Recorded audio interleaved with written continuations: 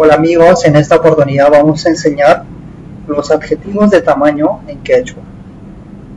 Para ello tenemos ejemplos con traducción al español para este adjetivo que expresa el tamaño, ¿no?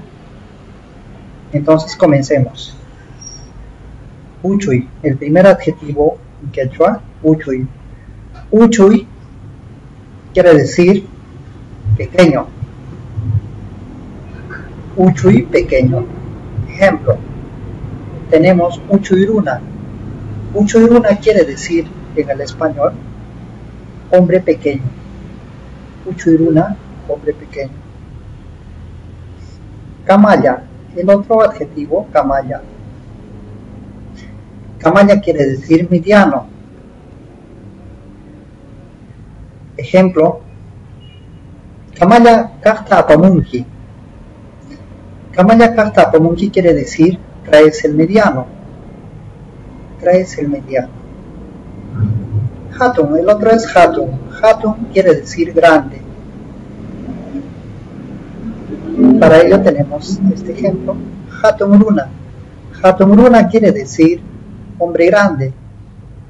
Hatun runa, hombre grande. Raku. Raku quiere decir grueso. Ejemplo tenemos raku tuyo. Raku tuyo quiere decir hueso grueso. Hueso gruesa. Raku tuyo, hueso grueso. Hueso grueso. Llaño. Llaño quiere decir delgado. Llaño, delgado. Llaño tuyo. Otro ejemplo, ¿no? Tenemos hueso delgado. Hueso delgado. Rasta. Rasta quiere decir doble, algo abrigador. Entonces tenemos el ejemplo raftapacha. Raftapacha quiere decir ropa abrigador o doble, ¿no? Es algo doble. Yaspa. Yaspa es algo simple. Yaspa es algo simple. Entonces tenemos ejemplo yaspapacha. Quiere decir ropa transparente, simple. Yaspapacha, ropa transparente, algo simple.